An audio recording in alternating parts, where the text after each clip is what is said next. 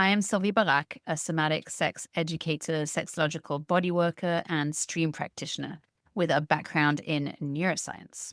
And I'm Angela Musio, a sexological bodyworker, stream practitioner, yoga teacher, and a mother. I help reconnect women with their pelvises to restore wholeness and pleasure. Together, Sylvie and I guide meaningful conversations, not only about science, body wisdom, and personal growth, but also about sexuality, eros, biochemistry, biomechanics, emotions, scar tissue, and the energetics of shame. Join us as we discover the layers of the human experience and explore what it means to heal and thrive. Enjoy this next episode.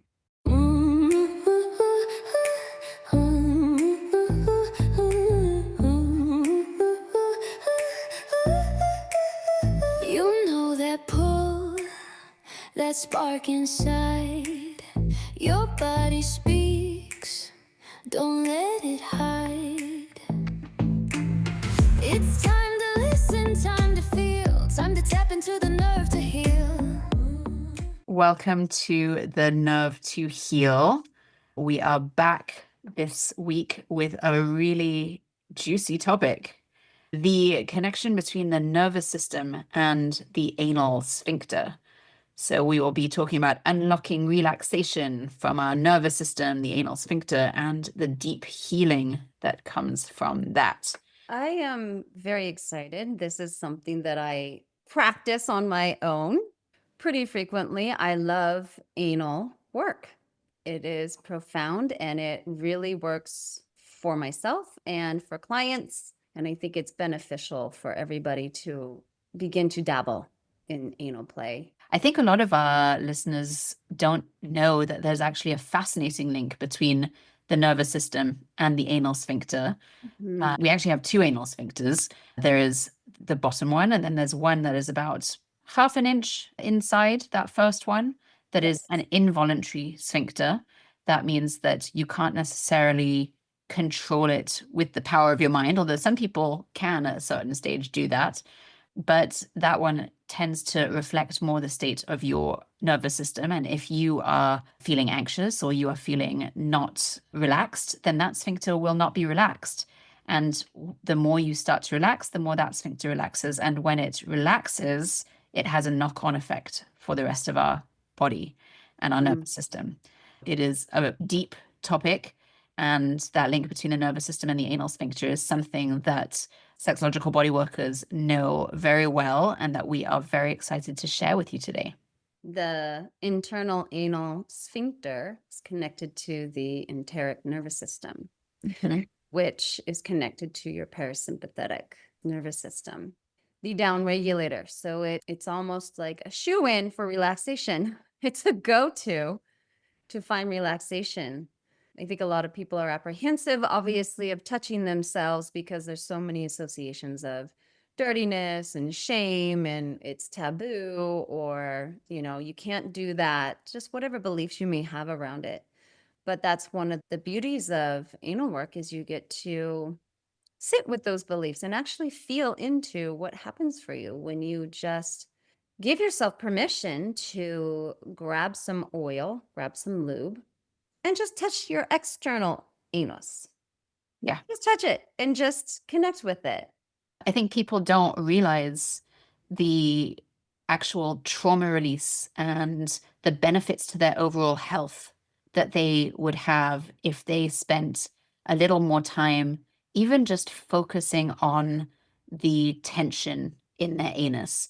Yeah. It's funny because in regular parlance, like we say all the time, like, oh, that person's a tight ass or that person's so anal, right? We know that the tightness of someone's sphincter actually has an emotional component to it. So if we say someone is so anal, we mean that they are so uptight, right? Yes. And that Yes. means that they are probably squeezing their anal sphincter. That came from somewhere, that expression. And when we get clients like that on our table, we can definitely tell a lot about them emotionally and about how they live their life from the tension in their anal sphincter. And it is incredible what happens when you allow yourself even to just breathe into your anal sphincter. That sounds like Yes. such a weird thing to say, right? I used to have No. a sex bot teacher who used to say, breathe into your asshole. And I cracked up every time she said that. But it's true. You can breathe into your asshole by sitting on your Yes. chair and just visualizing your breath going in and out all the way down Yes. to your asshole. You can imagine it. And it does actually give you a whole kick of relaxation by just bringing your awareness to it, even just that, even without touching it. Intention to connect with this part of yourself. When I was teaching yoga and I would bring people into their practice, I would sometimes start with, noticing sensation in your body, and I would include the anus. And I remember when I first started incorporating that into my teaching, you could just kind of feel the rooms, like, oh, my weird anus, and then you say, and connect, notice your genitals. What are you noticing right now as you sit here? We always skip over the genitals, our most important part about our body and the core that carries us and that where we came from, right? Oh, Massages, yeah, nuts. It's like, they'll absolutely. do your shoulders, they'll do your back, and then they do your legs. And it's like, I carry the most tension in my glutes and my Yep. piriformis, and you just completely skipped over it. They will not touch it. No. It sucks. It's the most Um, relaxing part of any massage is having a good, butt rub. Oh my goodness, yes. I remember the first time I went to Bali. This was years ago before I did any somatic work, any sexological body training, stream work. And I got a massage, and it was in this beautiful like little villa with like an open roof and the birds are chirping and all this stuff. And you get fully naked and she just puts like a drape over your pelvis. And as she started to massage my body with like the scrub, she went over my breasts. And I remember thinking like, "Oh my God, never been touched like that in a massage." And it felt so freeing. Yeah. She didn't do the glutes or anything like that, but just the fact that I got to incorporate my breasts in with the whole body was a Yeah. different experience and very normalizing. It's normalizing body parts that otherwise just get looked over, ignored, not talked about, right? That's why when we say the word anal and people sort of giggle or they get kind of Right. weird about it, like you said about the women in your yoga class, it's because we've created this taboo around it. And it is just a body part. It's just a part of your body. And it's a very important part of your body, actually. Mhm. And we just ignore it as if it doesn't exist, Yeah. which is crazy. It is. And then it goes to also to that whole thing of when you're changing diapers and your caretaker says, "Ooh, so stinky. Right. Oh, dirty." Right. So you learn Right. to cringe yourself, your face at like wiping your butt, going to the bathroom. As a kid, I never wanted to poop in public Right. restrooms because there really was this same shame associated with pooping. And it's like, it's kind of taboo. You shouldn't do that in public. And Right. I mean, that's not a way to be fully with how your body is moving in each moment. If you feel like you need to have a bowel movement, you got to go take care of that. But so many of us are conditioned like, oh, it's stinky. You shouldn't do that. There's too many people around. And then you're restricting your nervous system and your body and its need to evacuate. So, you're kind of avoiding a need that you have. Yeah, it's a holding back. I remember watching American Pie when I was a teenager. I mean, that movie in many ways was very formative, but there was that one character who couldn't poop at school. Don't know if you remember watching that movie, but I remember thinking, yeah, me neither. I mean, who poops at school? That's crazy. Like, Right. right? And Yes. he would just wait until he got home and then someone put laxative in his drink or something at school and there was this whole inner trauma of he needed to go but he didn't want to go and in the end he had to and the whole school laughed at him and I remember feeling the anxiety of that moment and feeling the shame and the what he I was can feel going that through. now. Yeah. And Mm. we've turned the whole genre of bathroom humor and oh, it's funny because your body has to evacuate and now everyone can laugh at you. Yeah. But evacuation is an absolutely necessary thing that our bodies do, and our sphincters opening and closing are things that need to happen every day to be very healthy. And Yeah. we've taken a totally normal bodily function and we've turned it not only into a source of shame, but also into a source of ridicule and weaponized it almost. Yeah. And no wonder we feel so unsafe. And that part of the body becomes this center of control, of safety and ego, even.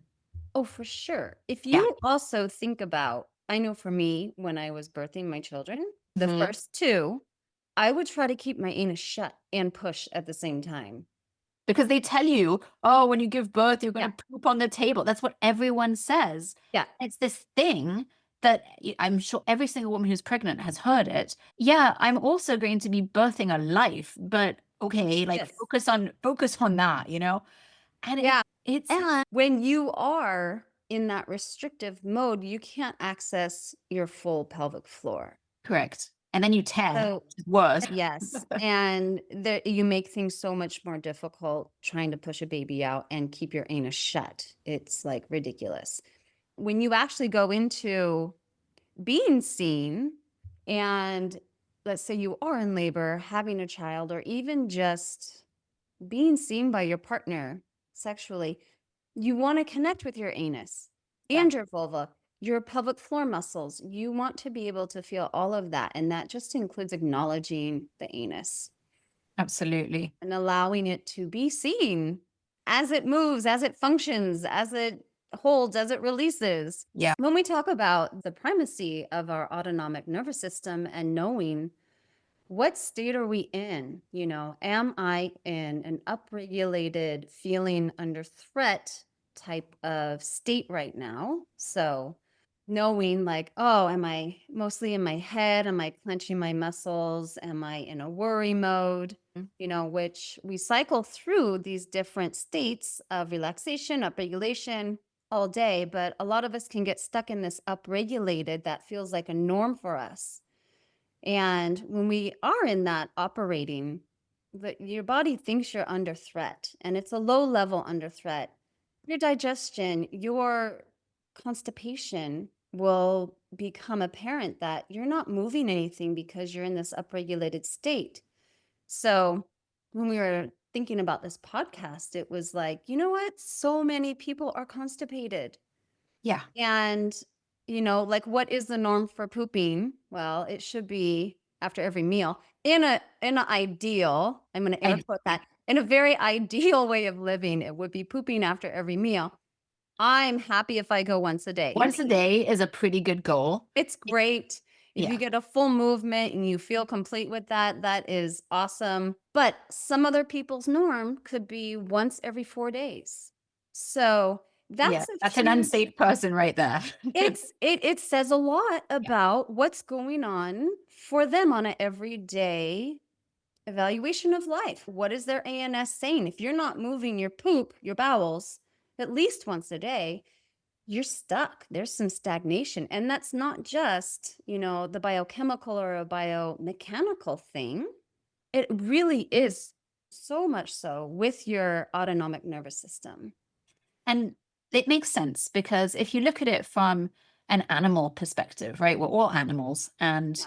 we also evolved in the wild, right? Yeah. And in the wild, if something was chasing you or if you had to be on the run, literally on the run, then your body can withhold digestion, right? Because you have to sit, you have to squat, you have to take time to poop. And that puts you in a vulnerable situation.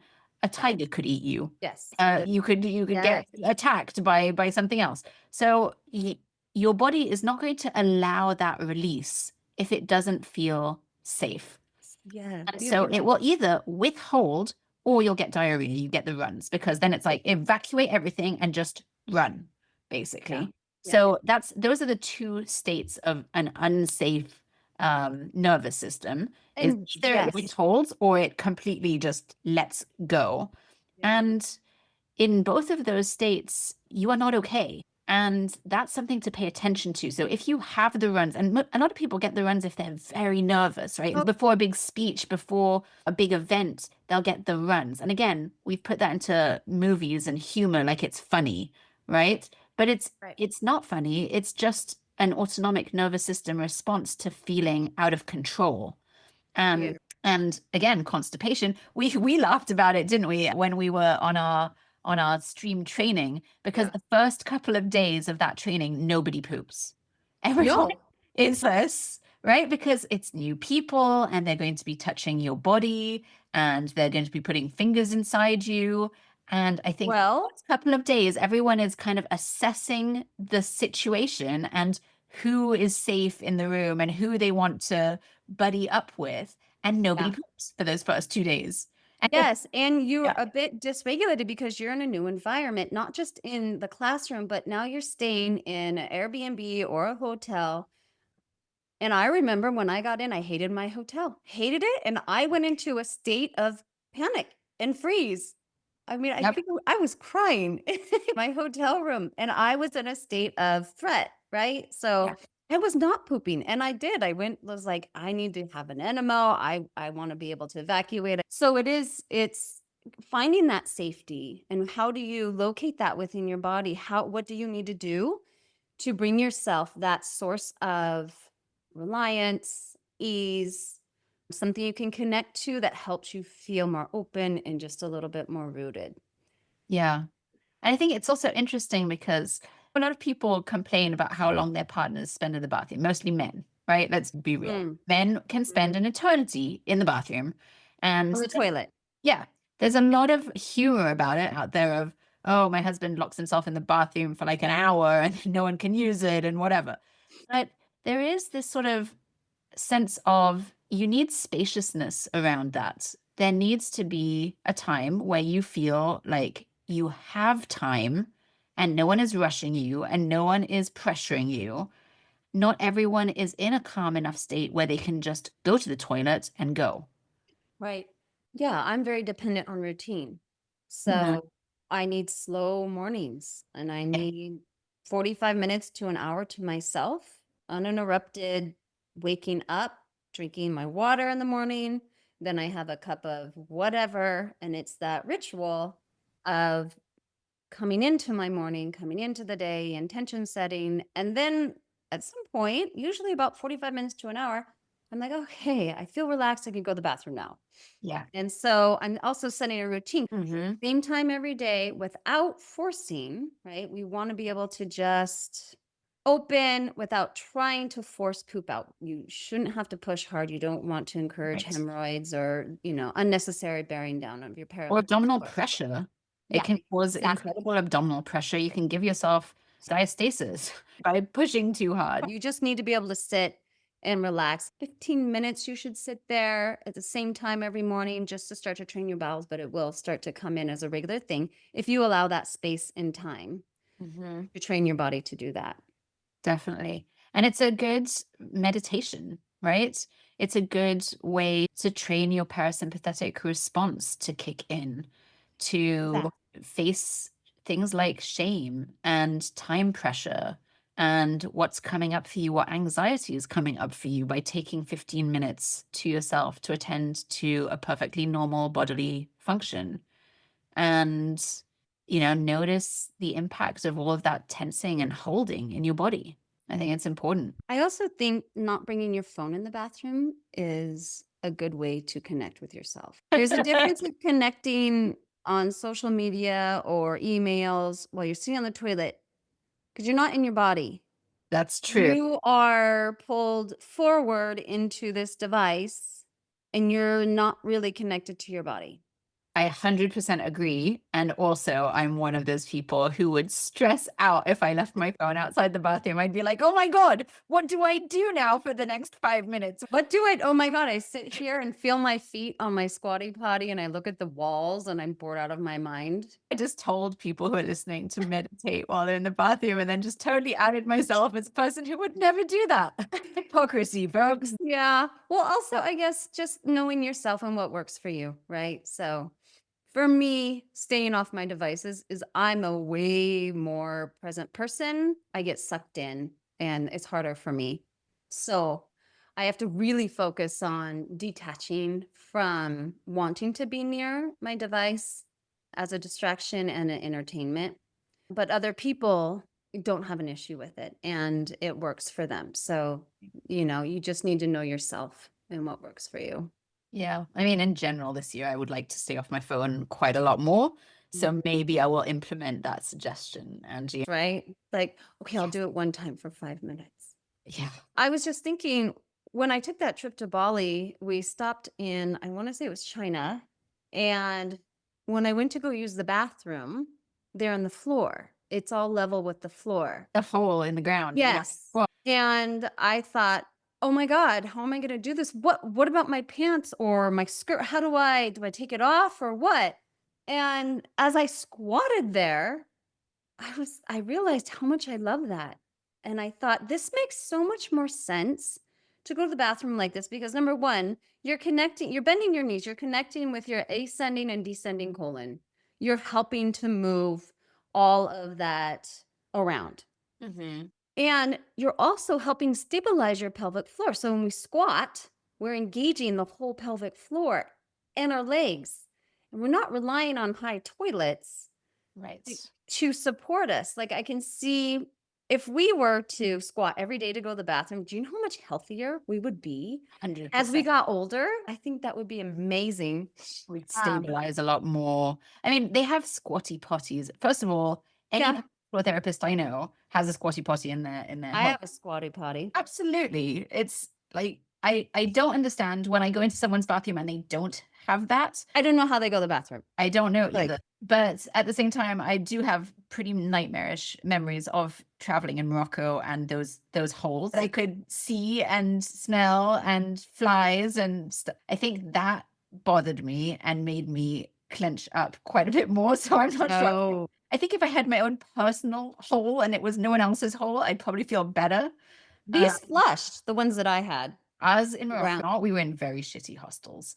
Literally, very shitty hostels. I mean, it's literally an outhouse. Yes. And that is scary with all that stuff coming up and your open pelvic floor.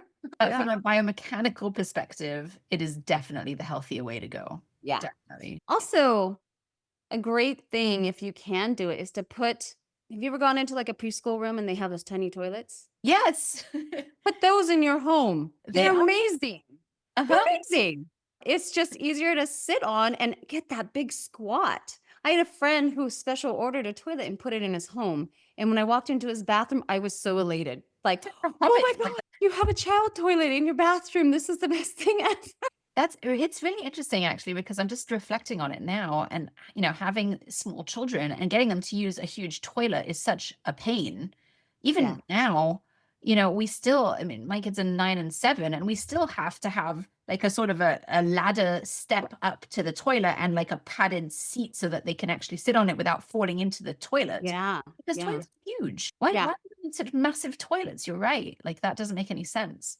Well, I think about older people and they need the really high up toilets because they don't have full use of their legs. Their back is out, It's true as and well. then you have the handlebars. But if we think about it, that's just chronic use of high seated toilets and people not engaging their whole body for Yeah. 60 years or whatever it is. Right. So I think it's Kathy Bowman. She's a pelvic floor Right. specialist. She puts all her dishes down below in her cabinets because she Right. says you should squat to get them. 50 times a day or something like that. Yes, you're not bending over, but you're Mhm. squatting down and you're grabbing something, then you're engaging your core and you're coming up and sitting on the counter. Katie Bowman, I think. Katie. Yeah. Bowman. She's an amazing therapist. She's written some great books as well. Yeah, definitely. But we're talking about pelvic floor health and that comes into pooping and the anus and having healthy function of your whole pelvic floor. So also, the point of talking about constipation and the autonomic nervous system, number one, you need to connect with your ANS Mhm. because this is going to be controlling your emotions and your digestion. Mhm. So obviously drink a lot of water, eat more fiber, look after your diet, be aware of how you're eating, how that's affecting you. Are you jumping to sugar a lot for that little boost? Are you drinking a lot of caffeine? Mhm. Where's the hydration coming in? You need to take those all into account. But one way to help your nervous system downregulate is the anal mapping, anal stimulation, just becoming more comfortable with even the anal breathing. Like we could do anal breathing right now. Yeah. And I remember the first time that someone said that to me, and I was like, what are you talking about? And then when you actually mindfully focus in on it, it's true. When you inhale, when you take a deep breath in, if that breath is going all the way down, as it should, your anus should lower. It should kiss the chair. Expand. And then it goes back up again. Yes. It's normal that it goes down and it goes up again. And you can actually pay attention and notice that. And that is anal breathing. That's it. Just sitting and noticing how much your anus relaxes and then how much it pulls up again with your in breath and with your out breath. It is. And just noticing, does it even move? Can you even It's connect with that part of you? And if you don't notice any movement, well, first of all, as I'm sitting here and we're talking, I had to literally spread my butt cheeks. right. So I lift It's up on one bonus. side and I peel the butt cheek open, and I go the other side and I peel the butt cheek open, and I have leggings on. Now I can actually feel my anus against my clothing. So as I breathe in, you can also do that gentle bearing down, not pushing, Yeah. but just enough so that you can feel some kind of engagement in your pelvic floor, right around the perineum, the anus. Yeah, when we connect it to visualization, we can make it happen.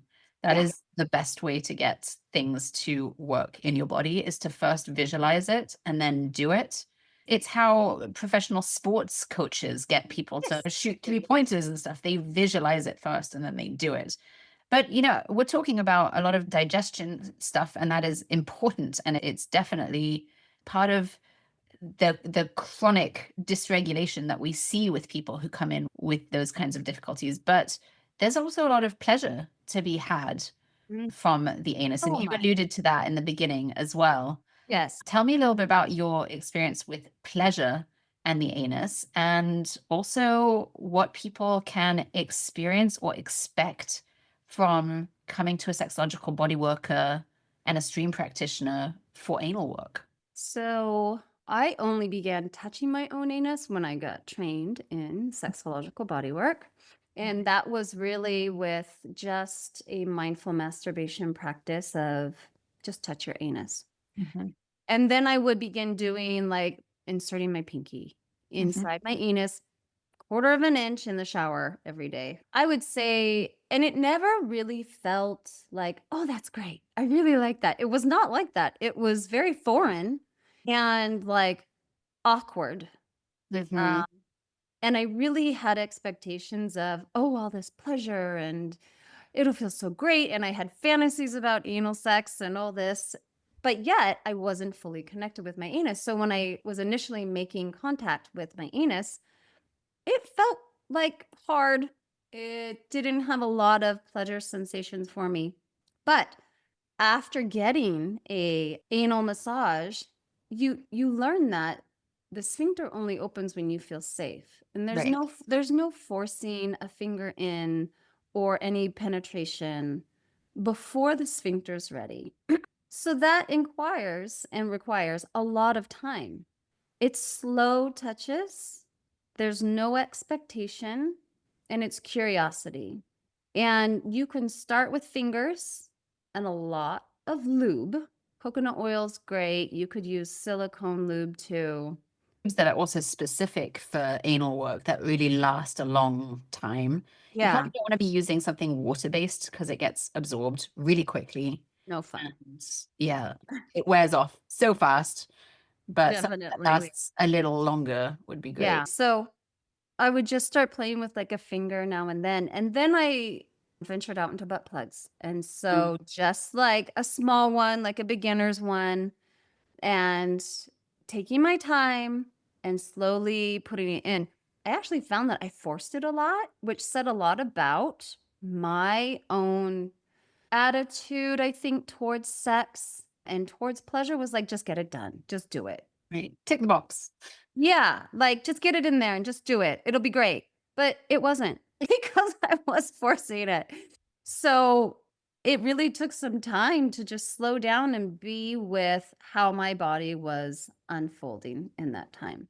So working with a practitioner and obviously the benefits of anal mapping, well, at proprioception, you begin to understand the locations of your anus and what it feels like so you can actually connect with it. But before you can do any of that, you need to establish rapport with Yep. your practitioner, be able to speak your needs, speak your yes and no, know that you have complete control over what is happening in your session, be available for what unfolds without any expectation. So I just think it's such a slow process, breathing, voicing what's happening for you and allowing, even if like you don't get a finger in, that's okay. That is not a problem because you're meeting yourself where you're at. And there's so much to be said about being in that moment with where you're at without the judging, without the shaming, and just full acceptance of this is what it is right now. And I'm happy with that. I actually remember our session a few months ago when we were at the stream training. Hmm. And so in our stream trainings, we do practices on each other. And I immediately on the first day told Angie, can you be my partner for anal, please? Because I didn't feel safe with anyone else. It was very important to me that I wouldn't have just anyone's finger up my butt. And That was you knowing what you needed. it was, but Yeah. even then, it was so interesting to me. And I remember that I had like a big emotional reaction to it because you couldn't get your finger past my first sphincter.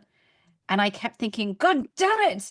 Like, I just feel safe with Angie. I feel safe. Why isn't it? But and it was interesting. Body doesn't I'd lie. had like I'd had a very difficult year, Mhm. a lot of emotional turmoil, a lot of things going on for me that in the world I felt fundamentally unsafe, and still to a certain extent feel pretty fundamentally unsafe for a lot of geopolitical reasons, and that reflected in my anal sphincter, and I remember feeling overwhelming grief in that moment, Yeah. thinking I thought I was fine and my sphincter is telling me I'm not fine. Yeah. And having to face that in that moment, having to face the I am actually not fine, and my body knows I'm not fine, even though in my mind I was like, I'm totally fine. I'm great. And Do it. I Right. feel great with Angie, and I know what we're doing here, and I know why we're doing this practice. My sphincter was like, we've had a shitty year, Sylvie, and we're not fine at No, all. no, we're And not. I remember sobbing and sobbing and just being really full of grief. Yeah, it's so beautiful though. Yeah. And you were amazing, obviously, like the Oh, thank you. consummate professional, and the whole meeting your client where it's at. What is the point of going further than that? There is no point. You meet the Yeah. client where they're at. You meet them at the Yes. speaker that will or won't open. There's no And medal for getting further. no. And if you think about that dynamic, we were in a training, we were there to learn and to do the hands-in work. So it's not like you requested, I'm ready Right. for anal massage. I'm curious. I want to explore it. It was more of a, I'm in the environment. Yes. This is what we're doing. So I'm going to do it. So if you had the actual option, you'd be like, yeah, I'm good. No, thank you. Right. I don't want to do it. But that's where we use our discernment. Right. We go, okay, but I'm in this learning environment. I really want to take the opportunity.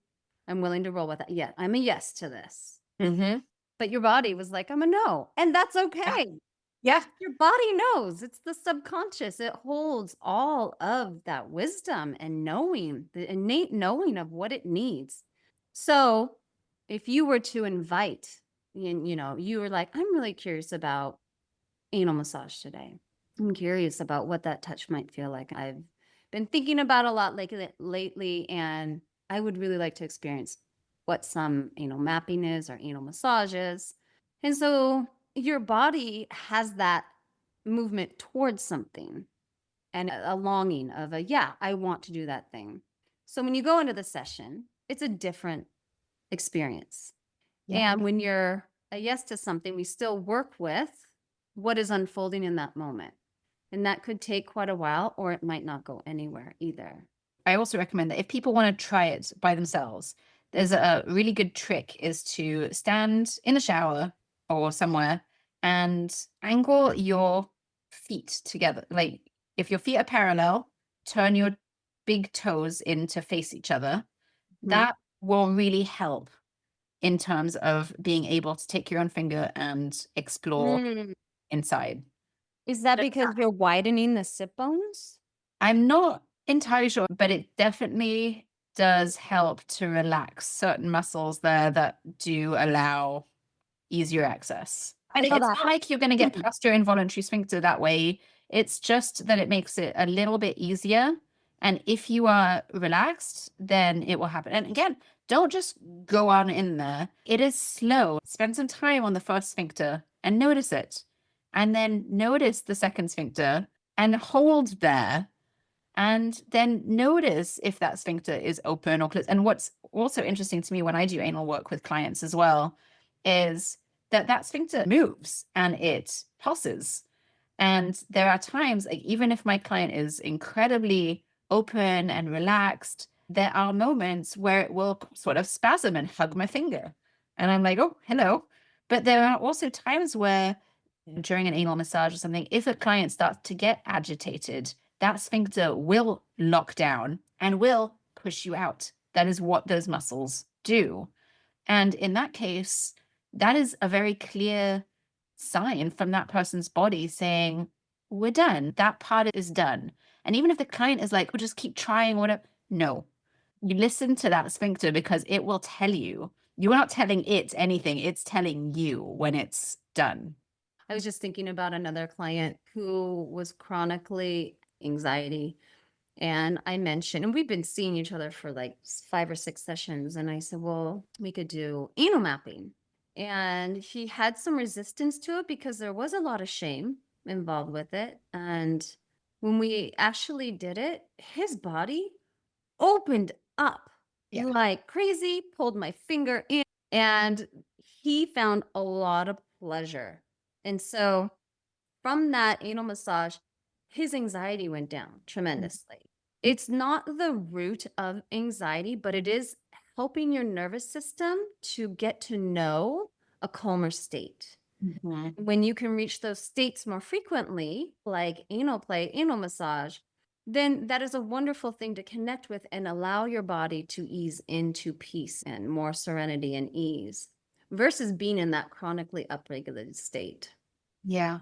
And that's why we recommend for clients who are chronically anxious, and it tends to be men, but it can also be women, that they try wearing a butt plug.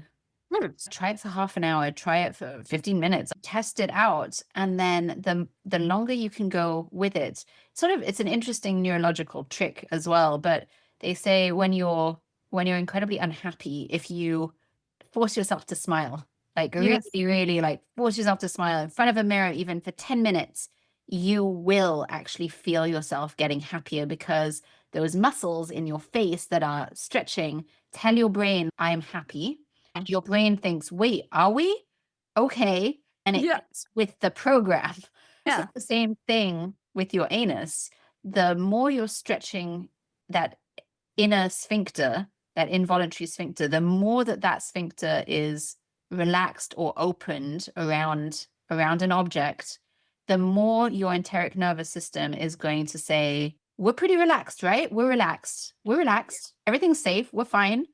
And the more relaxation you're going to feel in your body, the more you're going to experience. Obviously, again, you don't push it. And if No. your body doesn't want it, it will probably push it out, or you'll find it to be difficult to insert. And then do not force that. But the longer you can tolerate it, the more your body is going to learn that relaxation is a state that it likes. I have been wanting to try just wearing like a butt plug throughout the day. I haven't done it yet. I've been wanting to try it and just see what that is like. Ellen Heed mentions get one that vibrates. wear the butt plug, and just put a little power to it and see how that jostles your system throughout the day. Now, I would think it needs to be something a little more lightweight, smaller, because if you're wearing the thing all day, you're sitting and it's putting pressure. I could definitely see the benefits of wearing one for an hour or two, going maybe for a walk even. Yeah. Definitely have to start small and see what works for you. What it does is it keeps your awareness on that part of your body. And Mhm. again, it's that connection between your mind and your body and a part of your body that you often don't think about, even though it is so important for our nervous system and for our functioning and for our posture and for everything else.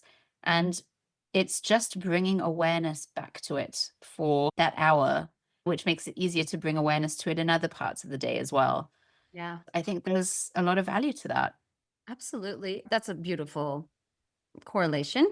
And it's very potent and true that you're bringing that awareness there. And it's keeping you present, right? Which everything is always okay if we're here breathing and we're present.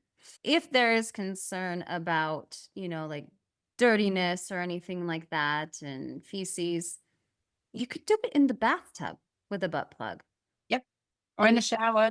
in the shower, put the lube on it before and then put it on your anus as well. And then sit in a warm bath. I mean, that'll feel nice with the warmth and help you feel relaxed and cozy, maybe. Mhm. And then you can experiment and just play with touching, noticing sensation, what happens with your anus. And then, really notice, how does the rest of your day go after you do experiment with touching yourself and stimulating your anus? And maybe keep a journal entry or some kind of information like, oh my gosh, my day was great. It was really, nothing was overwhelming. Maybe only a couple things threw me off. And then notice when on days that you haven't touched yourself. I mean, you could do this for like 30 days, right? Just experiment, do something every. 30-day anal challenge. Yes, I love it. Just notice, like, how does your outlook shift on the daily? I mean, it obviously goes with pleasure too. You do this with pleasure, but this is just another way of focusing on something that brings you ease and peace, something that feels good. Yeah.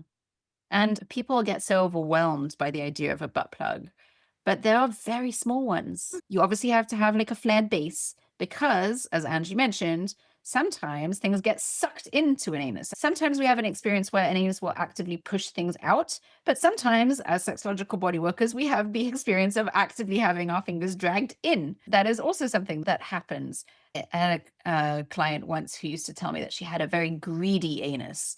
And she told me that with great pride, which I think Right. was wonderful because it was very de-shamifying for her as well to talk about her greedy asshole and how it loved things inside.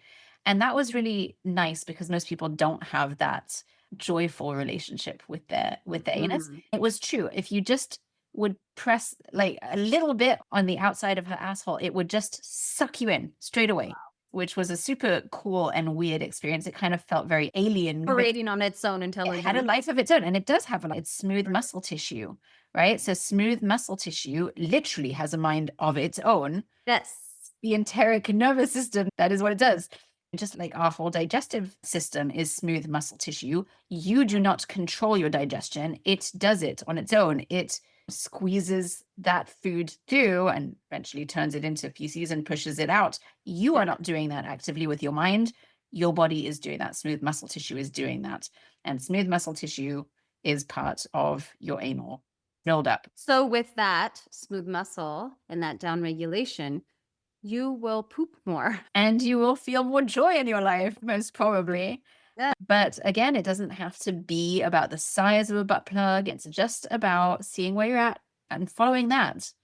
And that's a good rule for anything in your body, but especially anal work. And it's interesting to me, you mentioned at the beginning wanting to enjoy anal sex and that it was more enjoyable as a fantasy.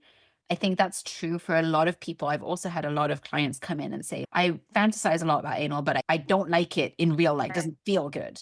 And so there is an idea of anal that's very captivating, I think, to a lot of people. It's that idea of being so totally filled because it's tight and it's muscle Yeah. and feeling almost overwhelmed by fullness. Yeah. It's a taboo. It's crossing over into that, oh, this is dirty, this is naughty. Yeah. I'm a dirty girl. Sometimes the sensation doesn't match the emotion that we want to feel. Mhm. And so that's why some people have that mismatch of, well, it turns me on when I fantasize about it, but it doesn't turn me on as a sensation. And that's because our fantasies aren't sensation based, they are emotion based. And Mhm. so you want to respect the emotion that you want to feel. So, what does anal feel like emotionally to you? Mhm. Does it feel like being owned? Does it feel like being filled? Does it feel like whatever it feels like to you? Does it feel naughty? Does it feel taboo? What do you feel when you imagine it? And then also respecting what does it actually feel like on its own, Yeah. devoid of emotional attachment to it. And then you can work on attaching the emotional attachment to the actual sensation. And Yeah. you can do that a lot easier when you have less expectation of what you want that area to feel like and more of what it actually feels like without the attachment. And that's why exploring it on your own rather than immediately with a partner is Yeah. usually better. Because when you're with a partner, you're going to have that emotional expectation that Mhm. might not line up with the physical reality. Absolutely. And that's why it's also amazing to go to a sexological body worker and explore your anal sphincters Yeah. because we can do that with you without putting any emotional pressure on it Mhm. and without involving our egos in it and also without forcing anything because we don't mind if it works or if it doesn't work. And as a sexological body worker, we work with what comes up in the moment. And there's no agenda of Right. having to complete something that maybe was an intention. We flow with what arises. So, working with the body is the subconscious, and you don't know what will unfold. Right. So, even though we have these ideals, these intentions, and desires that we come to a sex bot for, the body has a mind of its own and it will respond in different ways. I would say also a great way to begin anal practice is just taking a mirror and looking at your anus and notice what emotionally comes up, what doesn't. What is your reaction? What does your face do? Like, look at your face because it's probably doing something that you're not even aware of. Yeah. And that would give you a really good base for where you're actually at with what's happening in your anus. What's your jaw doing? That's what I always tell people. Ooh, yeah. You know, when you are having sex, whether it's anal, vaginal, however you like to have sex, oral, notice what your jaw is doing because often when we clench our jaw, we are also clenching muscles in our pelvis. And when we are relaxing our jaw, often we are relaxing those muscles. And you can try that. Try that by yourself right now, even like clench your Yeah. jaw and see what happens to your pelvis. Relax your jaw and see what happens to it. But that's an interesting one to try as well. And also try that when you are pooping. Notice Mhm. what you're doing with your jaw. Are you gritting your teeth? Are you bearing down? Are the muscles in your neck standing out? What happens if you relax To help your jaw relax, gently place the tip of your your tongue on the roof tongue? of your mouth. That actually does a lot more for it than just thinking, let me relax. That will help to shift it. But the scalings are directly related to our root. So, as hip flexor, those muscles subconsciously, they're definitely connected with any stress and clenching. By the way, in case some people don't know where the scalenes are, scalenes are in our neck. Well, and that's the part that it feels really good to be Mm. gently or kissed here, right? Mhm. And if you can work with this space, it helps to soften and ease into your body and open up more slowly. So, those are great jumping off points and noticing the jaw, looking in a mirror, and just being okay with exactly what unfolds without expectation of yourself. I love that. It's beautiful. Who benefits from anal work, in your opinion? Definitely the client. But especially if they're upregulated. To see them leave with their shoulders down, the forehead softened, they kind of put the weight back in their heels a little bit more, and it's not that forward tense movement. That is rewarding. I mean, for them to feel good in their bodies without having to conform to a partner or expectations or anything like that. They get to experience themselves directly from a sexological body worker without we needing anything from them. It's all for them. Yeah, I love that. To wrap up, if anyone listening is interested in learning more about anal massage or wanting to experience it from a sexological body worker in your area, you can DM us, you can find us on social media, you can message us in the links that we're going to put below, and you can ask us any question you want. There is no question that is off limits when it comes to anal. Just feel free, ask us. We will answer it to the best of our abilities. Notice your digestion, notice your poop, notice if you are frequently constipated, notice if you frequently have diarrhea. These things are important indicators of where your nervous system is at. Yes, it can also be a food reaction or whatever else, but if this is a chronic, ongoing, constant issue, we tend to see it a lot with people with IBS, for example, that there's that pendulation between constipation and diarrhea. And it is often a function of a dysregulated nervous system or of a dysregulated childhood that has evolved into an adult that doesn't feel safe in every environment or in many environments. So can a sexological body worker help with IBS? Yeah, we can help with that. A stream practitioner can as well. So if you are struggling with digestive issues, you can totally come to us for that. If you want to explore anal pleasure more, you can come to us for that. And if you just want to share your fun butt stories, you can also come to us. Yes, I would love to hear stories. Oh my God. Yes, please. And so with that, we will wrap up for today. Thank you, Angie, as usual. And we look forward to breaking more taboos and getting deeper into our bodies and our nervous systems and ourselves in the next episode. So thank you. Take care. That's all the body wisdom and sex science for this week.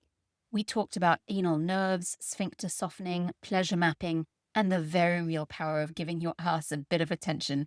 If this stirred something in you, curiosity, confusion, delight, dread, that's brilliant. That means your nervous system's paying attention. Don't forget, there's a free downloadable workbook to go with this episode, and it's packed with somatic exercises, journal prompts, and even a cheeky 7-day anal awareness challenge. And you can find that on the pod page and download it. If you liked this episode, or you've got someone a little anal in your life who might benefit from it, then please do share it.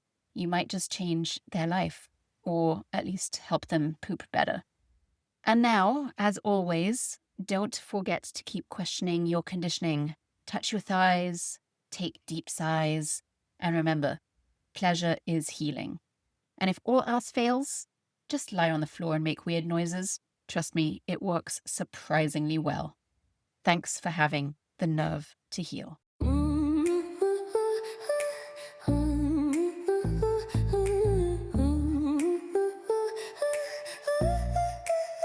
You know that pull, that spark inside. Your body speaks, don't let it hide. It's time.